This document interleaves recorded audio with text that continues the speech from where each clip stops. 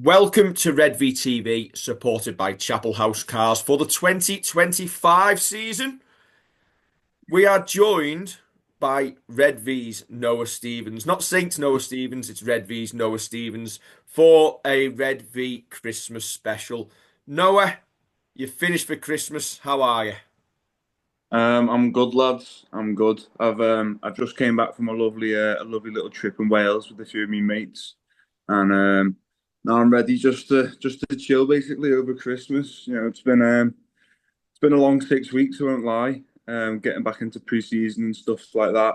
Um, but once you've kind of got to the end of it, you feel so much better because you've worked hard and you're set up for a good space, to relax and chill for a bit because you've earned it and you've kind of put the meters in and the effort in that that you need to be able to have this break. Obviously, you joined the squad for pre-season last year for your first one. Now that you've had a bit of a taste of first team rugby this season, has going back for pre-season this year felt any different?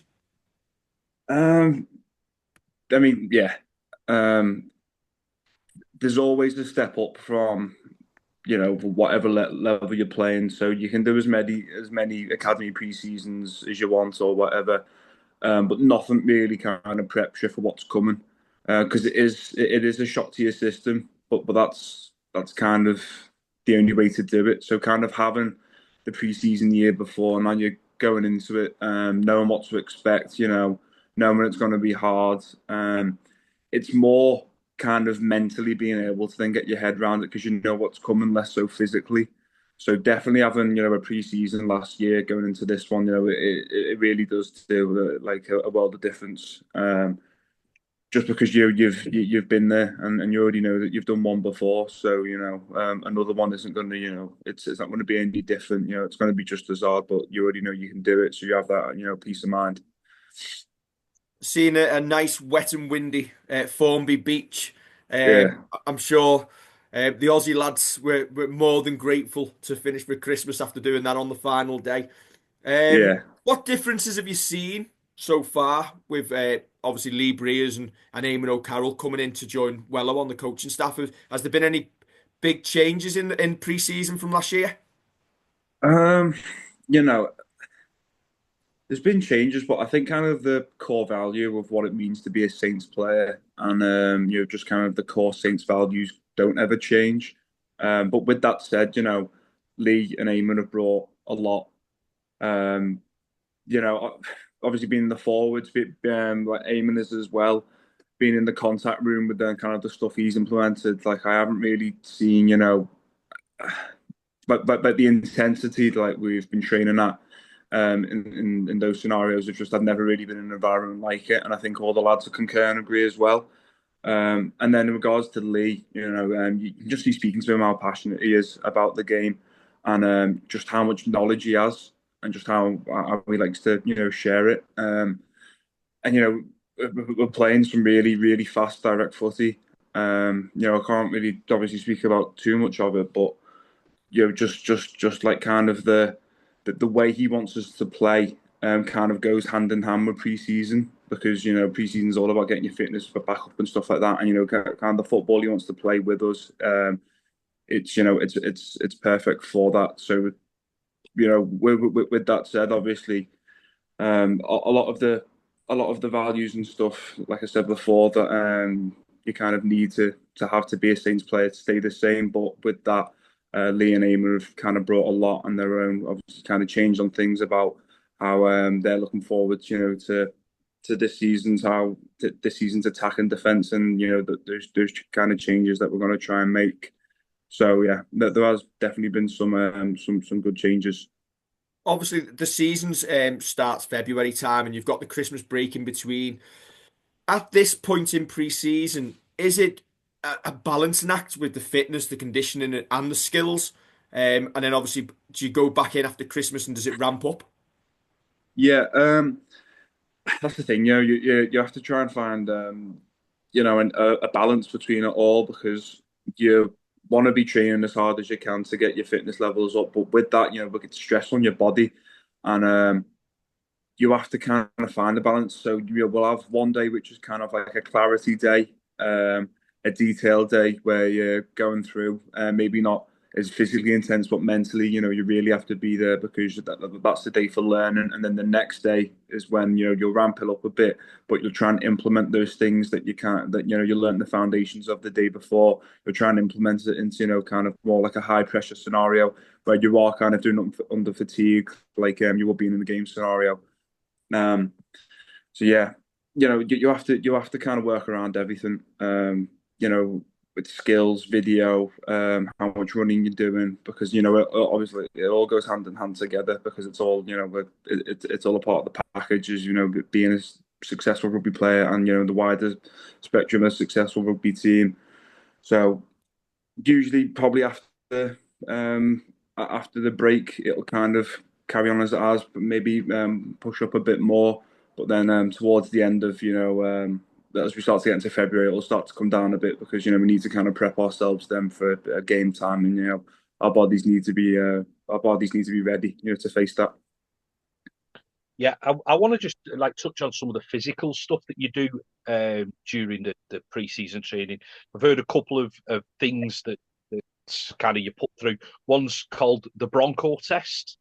Yeah, Can you just explain what that's actually Dave's nickname as well? It's been his nickname on our Redvee forum since they started. But I yeah. don't think he would quite finish this. Can you just explain what the bronco test is and how you got on with it this year? Yeah, so the Broncos I think it's used across sports in general, but especially it's most applicable to rugby because of kind of rugby is a very go forward, backwards game. So you run to the 20-meter line and back, 40-meter line and back, and 60-meter line and back 5 times. So I think it's about 1,200 meters, something like that. And it's basically just about you just need to keep your body moving, really try and push yourself.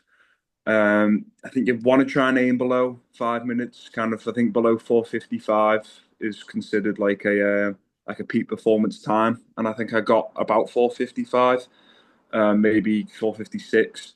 But obviously it's harder for the big lads to kind of do it as quick when you have little whippets like Jake Burns, or even some of the younger lads like Owen Dagnall or Johnny Vaughan. You can just do it in like what seems like 4 minutes flat. But it is all about just kind of pushing yourself and just keep moving. And by the end of it, if you're not feeling like you're about to collapse, then you haven't really tried your hardest, because that's what it is, just about pushing yourself and seeing how quick you can really do it. Yeah. Yeah, I think doing it in 5 minutes, geez, don't think I'd be able to do it in 5 hours. Another one that I've kind of heard of is a skinny test. Do Yeah. skinny, and it kind of gives you some stats. Again, can you just explain that to those of us who might not be initiated into it? And also, one thing I want to ask you, and this isn't for my own personal records. What weight are you going into the new season at? Like, what's your height? What's your weight? What you going in at? Yeah. So your skinnies are, I mean, especially for rugby players, because if we were all to get our BMI done, it'd tell us that we're all morbidly obese, because we obviously weigh a lot for our heights and stuff like that. So you can't really get that done to kind of to find out how much body fat you really have. So you get things called skinfolds, which is where there's a lad in our staff called Ben Edwards will do it, and you mark off different areas of your body. I think your calves, your thighs, I want to say your side, your biceps, stuff like that. And it's almost like these pliers, basically, that just pinch and kind of, figure out, or will work out how much how much fat it can get. Then it's all added up. And it depends kind of position to position, because obviously your forwards are going to have more of it because they're a lot bigger blokes, and then your backs will be lower. But I think I came back, mine were about 89, I think, something like that. So that's pretty good. To be fair, I was expecting them to be a bit higher, because usually, obviously, over the off season, because you simply can't, do as much running or burn as many calories as you can this season, you are expected to put a bit on. But I think when I left, they were only 87, so I only put on like 2 milliliters or something like it is, which is I'm pretty happy with it. I feel good going into that pre-season. And then speaking about weight wise, I think I left. I want to say left around 115 kilograms, and I came back about 114, something like that. So that's kind of where I'm operating around now. And it's about kind of finding that sweet spot, when you are in, the pack and stuff like that, because if you're way too little, you will get physically dominated. But you know, if you're also then way too much, you'll get dominated because you won't be able to keep up with the speed of the game.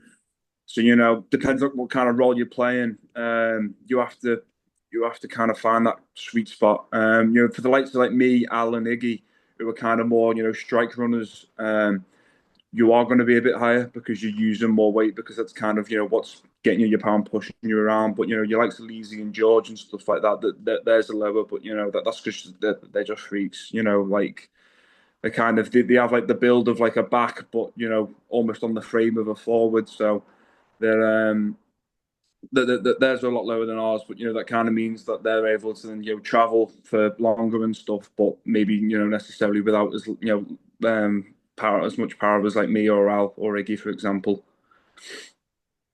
Yeah, well, you've just spoken, sorry, about the speedsters in the team when we were talking about the Bronco. How have the new boys settled in? So the likes of Kyle Felton, Lewis Murphy, and Tristan Saylor. Yeah, I always think it must be dead hard for the Aussies to adjust. Not only they halfway across the world, but they're now having to wake up and start running around Formby Beach at 8 in the morning. But all of them are dead good lads. As soon as Tristan was in there, you could tell he has something special about him. Just how quick he is. Him and Breezy's Lee's relationship. Obviously being from Broncos together. They're kind of like they're always bickering and stuff like that because they are close and stuff. But same with Kyle as well. Obviously Kyle came a bit later. He wasn't quite there from the start, but all of them just kind of integrating so well. And then Lewis as well. Obviously, he has to travel down from Huddersfield every day, so you kind of expect them to maybe to kind of take it harder to adjust. But he's been on the ball. He's number 20, so he's one below me, so I sit right next to him in the locker room, and he's a great lad. He's good to talk to. He's a good laugh. He's enjoying it. He's been getting ripped in, just like the Aussies. So I'd say across the board, all of them, all of them seem to have integrated them, really, really well, and seem to be a part of the team. Excellent. And last one on this little bit from me. You've broken up for Christmas. Any plans? And do you have to keep an eye on what you're doing eating wise, or is it full Christmas dinner, turkey, sprouts, roast potatoes, great, everything on the? Yeah, I'd say on Christmas Day, definitely you can go all out, kind of push the boat out. But with that said, you have to have in the back of your mind that you have drop-in sessions kind of over the Christmas break, where you'll come back and get weighed in and stuff like that. So you can't go too out because you need to kind of stay on track, and obviously you don't want to get rid of all of that good work you've done in the last few weeks. So obviously, yeah, you can enjoy yourself and kind of relax a little, but you can't, you can't take it too far, and you have to kind of stay on track. Otherwise, you'll be coming back, and you'll be falling behind and stuff like that. I've just been taking notes on this, Kev. Next time anybody says we're morbidly obese and with a high BMI, I'm just going to say we are highly trained athletes. I'm a strike. I'm a strike. No, you're obviously come from Crosby, an area not traditionally embedded in rugby league, but you didn't start your career with a rugby ball in your hands. We believe you were a bit of a goalkeeper in your time. Yeah, I started out playing. It was a team called Crosby Cobras, which was just like your run of the park kind of standard community team. I started off in net, and then kind of as I got playing and stuff like that, a couple of years later, when I think I was only young, about 6 or 7, stuff like that, I got picked up by Liverpool, Then I was at Liverpool for a few years. Moved on from Liverpool to Blackburn. Was at Blackburn from, let me think, about 4 years maybe. Then after Blackburn, I had a few trials at Everton and ended up at Wigan for a few more years in goal. So, I've always kind of been around like I mean, it's less so professional back then, but kind of the professional sport environment, and that's always kind of just been a part of my everyday life, which is always, when we kind of finish or stuff like that, like it feels a bit weird because I'm so used to kind of having this like, regimented schedule of, sports and stuff like that. But started off with football, and then when I got to secondary school, things kind of changed and rugby was introduced to me. And with that, I think I just grew out of football, literally. Like I was just too big to play anymore. I mean, kind of, if you're playing against players who are, kind of an all right standard at football, at school football, you can kind of just be a big person in goal and just block it because you're big enough to block shots. But once you start getting in like the higher levels, and I've got the build of a prop, but I'm in goal. Like it's a lot harder to kind of get down low and get up high when you're playing against high level strikers. So eventually, it just kind of made sense, and I just kind of lobbed off the footy really, and I just really got involved with rugby and just got into that. To be fair, I think a late career Neville Southall had a similar build to you. Do you reckon he Yeah, could still do a job? possibly so. Yeah. Sometimes with like my mates over the off season, I have a kick about on stuff like that, in the garden with me foot, with my brother. So I reckon so. I can still do a decent job. And my dad was playing a few days ago in the dad's v lads with my little brother, and he reckons he still has it. So if he has, I can definitely still do it. Do you know what? Before this episode started, I was talking to Kev off camera, basically saying I've just been to my lads' football training tonight, and it was like they had some of the dads get involved, and some Yeah, 12-year-old has skinned me and gone, I've just done you there, haven't I? yeah, Never got past me again. I made sure of yeah. that. You didn't walk off the pitch. Heart rate of 180. I'm just about like relax now. Anyway, Kev, move on. Yeah, you mentioned you moved on to playing rugby after the footy, and you ended up at Kilkes Rex and Sale Sharks, Yeah. representing Lancashire until up to under 16s. Um, how did you get into rugby? Was it through college? Was it and where did you go first? Was it Kilkes or was it Sale? No. So it started off in year 7 with it was just a part of our school curriculum. So I just kind of had to play because it was a part of it. Then I kind of realised very quickly that kind of the skills, or not necessarily skills, but the qualities I have, just naturally, just being a big lad who's kind of able to move, they kind of just shifted towards rugby. Um, so I started off in year 7. I was still at Wigan at the time though, so I was just playing it for school. And then when I got into year 8, I ended up leaving Wigan. Was just playing for school, joined the local union team at Waterloo, it was called. And I think around that time is when Merseyside kind of starts to come into fruition. And that's kind of like that's kind of coincided with the school. So the school will put players forward to go to Merseyside trials and stuff like that. So I was selected to that, playing at Merseyside, and then Sale Sharks then came in because they also work with Merseyside and that system. Was part of the DPP, which is not quite the academy; it's the level before that. I was, a part of that from, let me think, ages 13 up until 15, maybe. Then at around 15 is when Sale like properly comes in, and it's kind of the academy. But whilst doing all that, I hadn't actually came across league yet. It wasn't until I was about maybe 14 or 15, that a few of the lads from my local union team at Waterloo were going over to Pilch because our local union team it wasn't really that great, and they said that over at Pilch there's a great setup, I didn't even know there was a difference between the two sports. I was thought I was just going to kind of play the same thing. But started off then just went on from there. Really, I don't even know really how it happened, but just played and played and played. Really, really enjoyed it at Pilks, and it was great. It was really refreshing because towards the end of the football, I wasn't enjoying it. It was becoming really tedious.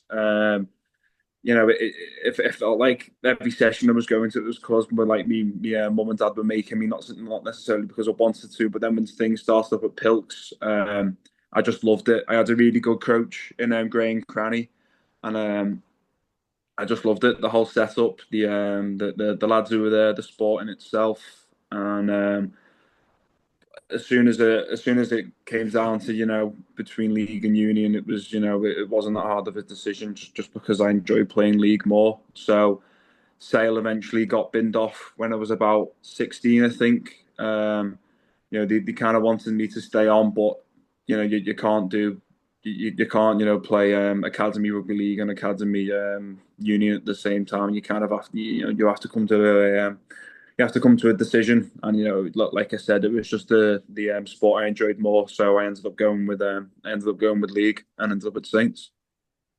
So how did you end up at Saints then?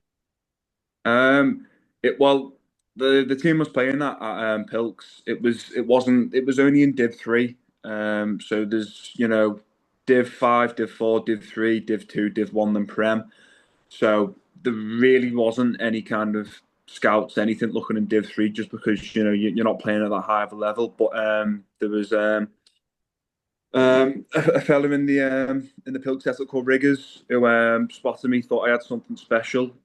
He obviously worked in the Saints foundational setup, and he spoke to one of the coaches at kind of the scholarship level called Neil Kilshaw, who then came to one of my games, agreed there was kind of something about me. So I was selected then to go to the trials at Saints. So it goes from that, then you kind of get narrowed down into a scholarship team, and then after that, you narrow down into academy team, and then after that, it's on to reserves or first team. So I think scholarship started maybe when I was in year 10, so I think I was 15. So that year and the year after, and then once I turned 17 was then kind of the academy. Next 2 years under Derek Trainer, and then after that, I'm here at first team. Did you watch much rugby? I think I kind of might know the answer to this. Did you watch much rugby No. Not at all? No.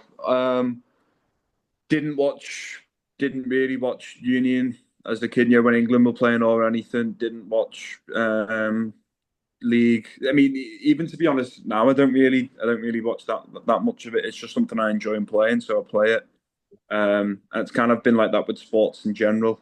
I just enjoy playing it more than I do watching it. Fair enough. To be fair, that's like us. Yeah. If anybody watches us, we watch Saints. Do we watch much other rugby league? Not really, no. No. Fair enough. Obviously, we've had the most famous Scouser to play Super League lead now, our front row, in James Graham. You're obviously too young to remember his first stint at Saints. Did you come across him much when he came back to the club second time round? Were you in the academy system at that point? No, I think I was I'm trying to think what year it was. I think maybe I was end of scholarship or bottom of academy. But even around then, when I was playing at Saints at that level, I didn't have any idea what was going on in the first team.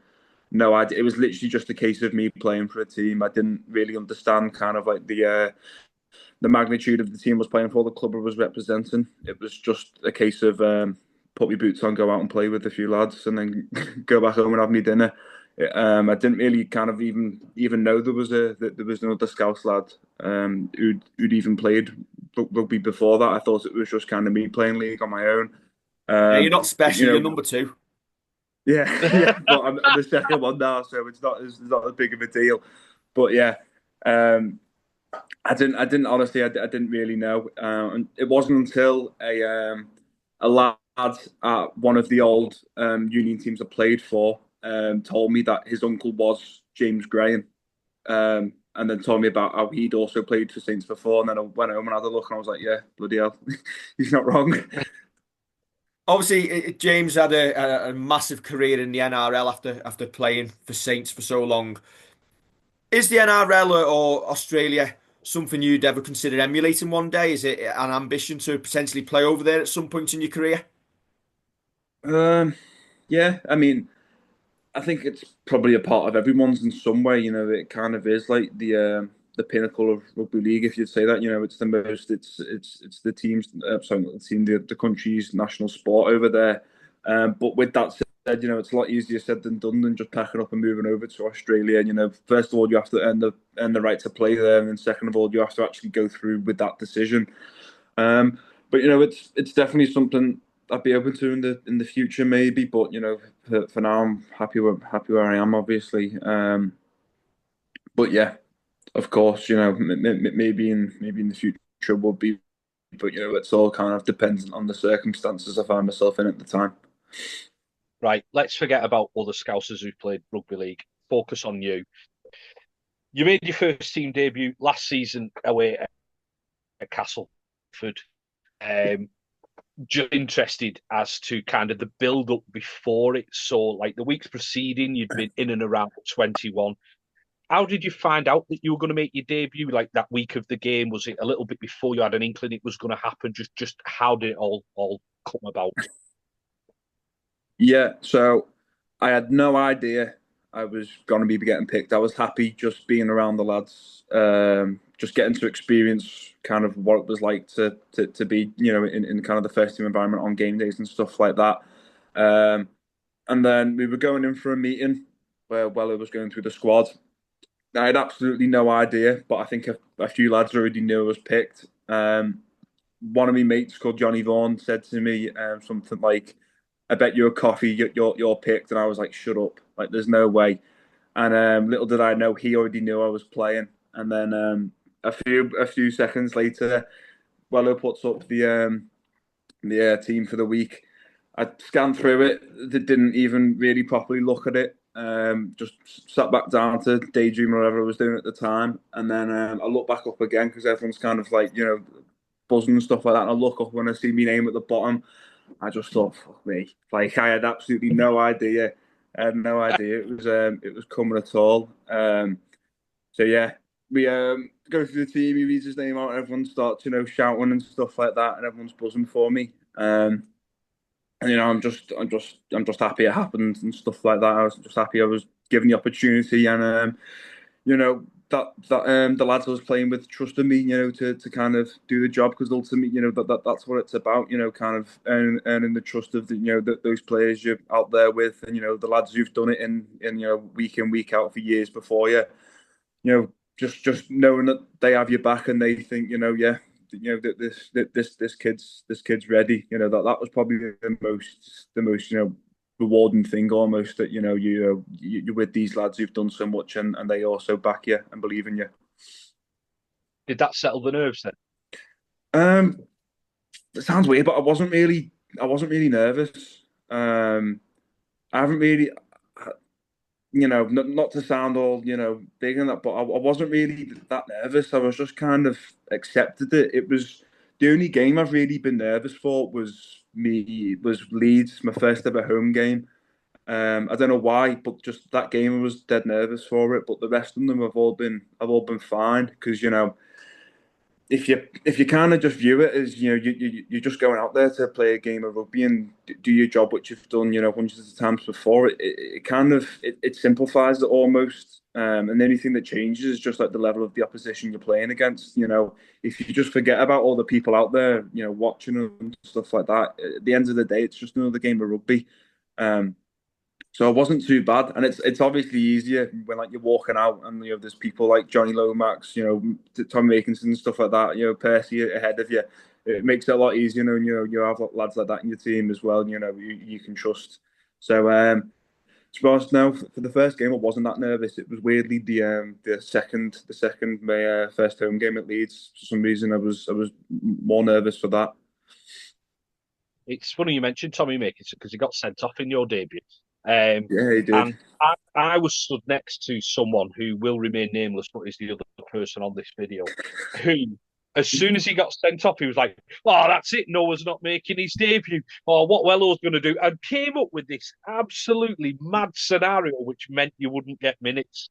Please tell me, Noah, you just thought, "I'm going to get this period of time on the pitch." You didn't have any mad ideas like Dave did. No, no. Well, the plan was for me to go on at the end of the first half, but obviously with Tommy going off, you kind of had to shift things around. So obviously I still got on for the last 20 minutes or whatever it was, but no, I was still pretty certain I was going to get on. Because no one had said anything, and usually people go over straight away and say, "Yeah, sorry, I don't think you're gonna make it here." But no, I was all good on the sideline watching. Good lad. To be fair, my thinking might have been clouded by the fact that I had a bet on you to score at any time. Which, by the way, when we've met you after one of the games, we believe you're partial to a good feed in Nando's, and I think I've promised you that we will treat you to a Nando's when you've crossed the try line for the first time. Now, you haven't done Yeah. it yet. I've instantly regretted that looking at the size of you. How much is this going to set me back? At least 50 quid, we'll call it that. His wallet's just grown shut. It'll have to, Yeah, it'll have to be a first or last try scorer bet that you go over for then to, yeah. sort that one out. 40-1 Noah. Now, you've had a decent run at first team level this year. What are the differences between, obviously, Saints first team, playing for the academy, the reserves, and going out on loan in the championship? I believe you got a bit of a baptism of fire being sent up to play at Whitehaven, which is a grim place at the best of times. Yeah, yeah, yeah. Obviously, the biggest change in anything was to Super League, and that's purely just because of the pace you're playing at. Academy to scholarship, I mean, there's a bit, but not hugely. A lot more noticeable change from reserves to academy than academy to scholarship. But kind of the change of playing in a academy or reserves environment and then going to championship was, it was really prevalent. Just because like the kind of the physicality as well is a lot more noticeable. You have to kind of use more energy in trying to get quick play of the balls or trying to get those after contact meters. So yeah, I felt myself feeling a lot more tired, not necessarily because I was running at a higher pace, but it was just because I was playing against bigger bodies who were kind of doing the exact same thing to me as I've been used to doing to other people. So there definitely is a very, very noticeable difference between championship to any kind of other level played. But the highest difference I found was definitely in Super League, just from the pace you're playing at and stuff like that. Is there ever a sense of, like, as a young prop being sent out to earn the spares in the championship, playing against old seasoned pros who've been around the game a long time? Is there ever a sense of, like, they see you as a young star coming from a Super League club? Do they target the youngsters and pick you out more to basically try and rough you up a little bit? No, yeah, a bit of both. Some of it is just the kind of testing you to see what they can get away with. Or, for instance, when we played, it was last year's preseason fixture between our reserves and Swinton themselves. A lot of them were just trying to, see if they could get you rallied up, see if they could get you to make, kind of a stupid decision or, do something you shouldn't have. But usually when I'm playing, I've got a pretty level head. I'm not really playing with, I'm not really playing with emotion. I'm just playing, to kind of, be as calculated as I can. But there is a kind of a lot of dark arts used, if you would, whether it's kind of little bits in the ruck and stuff that like the ref can't necessarily see, just to see if they can get you rallied up and see if they can kind of get you to lose your head or something like that. But playing against lads who've been doing it for a while. It's more kind of system than doing like the little bit, saving just that little bit of energy or whatever, just to then kind of use it in the next set or stuff like that. It's kind of stuff you can literally only learn through playing, not necessarily even through watching. You just kind of need to be there and be around it. But there's definitely kind of a lot of underhand stuff that goes on to kind of see what they can get away with, or see if they can target, or if they find any kind of chinks in the armor, stuff like that. Definitely, yeah. Before Kev's next question, where he's going to say 14 appearances, I'm only having you down as 13 and a half because I watched you at Huddersfield for 2.5 minutes before you got sin binned. That's not Yeah, counting as a full appearance. that's fair enough. Yeah, that's fair Go on, enough. Kev, carry on. So 13 and a half appearances last season for the first team. What are your aims for this season? Like, have you given yourself an appearance target? Is it just trying to glean as much as you can off others? Kind of what are you looking to achieve for 2025? Yeah, I think it's hard because I wasn't expecting last season. I don't think anyone else really was, for it to go as kind of how it did.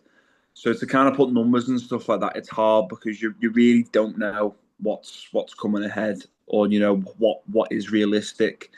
But you can kind of set ones that's just you want to improve certain things about your game or whatever. So whether it's me hands or kind of be fitness or whatever, there's stuff that I have that I can kind of set towards. Obviously, making appearances, being around the squad and stuff like that. But I think it's unrealistic to kind of put like a number on how many appearances I want and stuff like that, because it's just because that last season was so kind of not necessarily erratic, but just a lot went on, and there was a lot of kind of circumstances that weren't necessarily realistic to what a normal season looks like. But that being said, it's rugby league, and anything can happen. So I'm kind of ready for anything, and that's kind of the best way to prepare for it, really. But yeah. Without going into appearance targets like we've just been talking, do the coaching staff sit down with you as players individually and give you individual targets and metrics that they want you to meet throughout the year? Um, yeah, but not necessarily in just rugby, just playing terms. There's ones for nutritional, whatever, your weight wise, how the physical. There's lots of different stuff, but everyone's kind of everyone's still playing to kind of be their best, obviously, and kind of do as well as they can. So you're not like kind of sat down, because they're just kind of telling you stuff you already know. Well, obviously you got to try and do your hardest, and try and be as successful as you can for not just as the team, but as yourself. You try and push your career along as far as you can. So it's kind of it goes without saying that obviously everyone's going to be trying the hardest to try and get a place in the squad. But when you have like there's 35 lads now who we're all raring to go and of dead high quality. So it's almost Wello's got like he's got like it's kind of tough for him because he has so many people to choose from. But with that said, it's also a good thing because he has a lot of people he can rely on and stuff like that. So you're not really sat down telling you need to get this number of appearances, whatever. But obviously you have targets and stuff like that. Like you want to maybe have some lads want to have this many starts, or some lads just want to be in the squad this many times. But for me personally, obviously I'm still a rookie, I'm still young, but obviously I'm sorry, but obviously I'm really wanting to kind of get as many appearances as I can, and kind of get my foot in the door again, and be around that 70 man squad. Yeah. Right, finally, Kev, you better grab that t-shirt from behind you. You signed off your debut game with a video stating, "Yes, the firm." For the uninitiated, what does that mean? It's just like a term of endearment to a group of people, just saying like is right people, just kind of saying hello to everyone.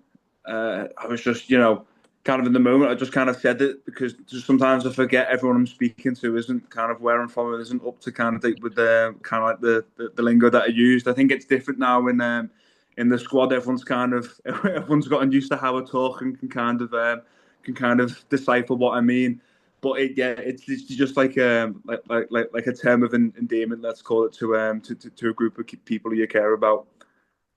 I'm glad you've confirmed that because somebody worryingly asked us, they just wanted to check that it wasn't a gang speak at the time. And we had to reassure them, though, that it was just a term of endearment. Yeah, yeah. Just imagine the firm as the Saints fans. That's what it is. Right, Noah. Thank you very much for joining us. You definitely give Redvee and all the supporters who backed you last season good value for money. We look forward to supporting you and the rest of the squad once again in 2025. Enjoy your Christmas. Don't eat too much, but you can get away with it as a prop. Yeah, we'll see. We'll see. And you'll be glad to know we're not going to sign off this video by telling you you're going for a 2 mile run back to the coach. Lastly, how did that go down? Because we've been told you filmed the video thanking the fans and saying about being on Formby Beach and that you just finished for Christmas. And then we were told, you were informed just after that you all had to run 2 miles back to the coach. How did that go down?